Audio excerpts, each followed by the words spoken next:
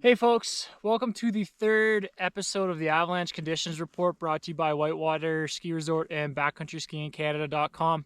My name is Dave and I am part of the snow safety team up here at Whitewater, and Santa delivered in the Whitewater area. We had roughly a meter of snowfall over the course of the holidays. It came in extremely low density.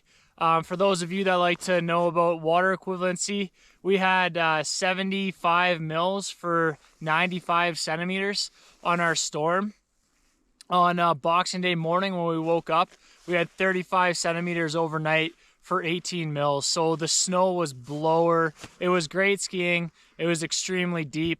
Talking about avalanche hazard, so that snow came in very low density, but there was so much of it, and it came in with light winds, and it was blower cold smoke snow, but it didn't have that much slab property. But even loose snow that was coming off of the cliffs was gaining so much mass to size 2.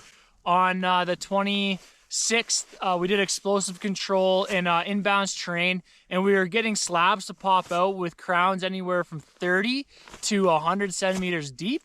And they were running about size 2, and some isolated ones going maybe 2.5. So then on the 27th, we kind of had our first clear day after the storm, and it was the first day the hill was operating. Obviously, we were shut down, and we were able to get a good look in the bowl, and we didn't see too much natural avalanches. We saw, a couple size 2s.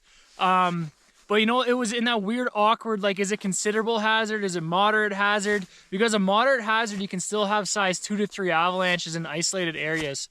But there was just so much snow that fell over that 4-day window that, as a forecaster, I didn't have much confidence in dropping the hazard too much in the backcountry.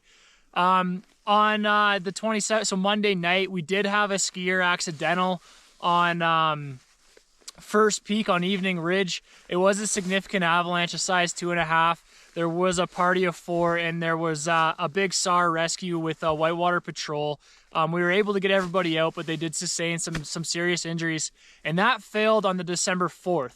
So quickly talking about the December 4th, that is what that atmospheric river produced at the beginning of the month there. And we'll go into the pit now and talk about what's actually going on, but that's what that failed on, and then it stepped to ground. We've had forecasters bomb over in Drury, so over by Kootenay Lake. They were getting isolated avalanches to size 3 over there on the December 4th, and then Kootenay Pass is also bombed, and they had isolated avalanches on the December 4th to size 2.5. So it's a very scary layer. It's a melt freeze crust with facets on top.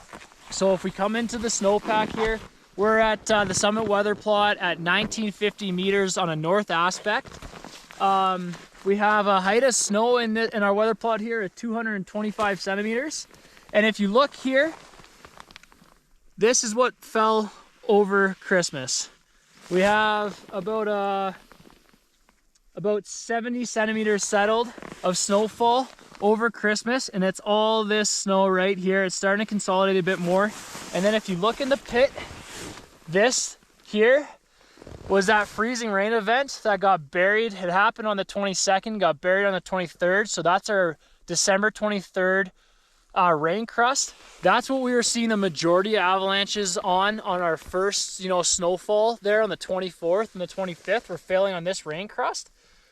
About 5 to 10 centimeters below that, we have the 22nd surface hoar. But all the way down here, we have our December 4th melt freeze crust, which is starting to break down, but it is thick and it overlies a bunch of November crusts and facets. So directly above this rain crust, we have facets, and that's really spooky, and that's what we're seeing those larger avalanches fail on. And there's one consistent theme with this December 4th layer that I've seen in the last 4 days. It's failing on the similar features. It's shallow, thin, rocky start zones. Every picture you see of avalanches on the December 4th right now, it's like almost the same picture. You see it's a steep, either convex roll or a steep entrance, and there's big rocks and cliffs all around it. Generally, it's been at tree line. We haven't seen too many in the alpine. Not to discount that, but if you look, it's always that classic thin rocky start zone where the snowpack is thinner, it's more facets, and you're more likely to trigger this deeper instability. And when it goes right now, it's going very big, so it's something to really watch out for. I'll just try to shift focus here. Avalanche Canada today is calling the hazard considerable.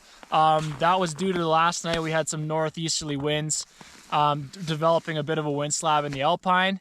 And then, you know, we're in a cold snap. We got Arctic outflow right now, so it's -20 where we're standing right now. It's very chilly. That's kind of going to sustain for the next few days.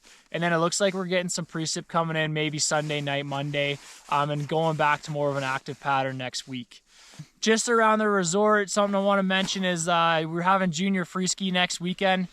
So if you want to enter, there's still spots available to enter the junior free ski, and we'll have blast and sleeper closed next weekend for a couple days. So just please respect all closures. Otherwise, you know, just be mindful of you know, the recent snowfall. Watch for wind slabs in the alpine that have developed in the last 24 hours, and be very, very cautious of the December 4th melt freeze crust. You know, anywhere down from 60 to you know, 2 meters really. So that's all I got for you. Stay safe, enjoy the skiing, and we'll talk to you in a couple weeks.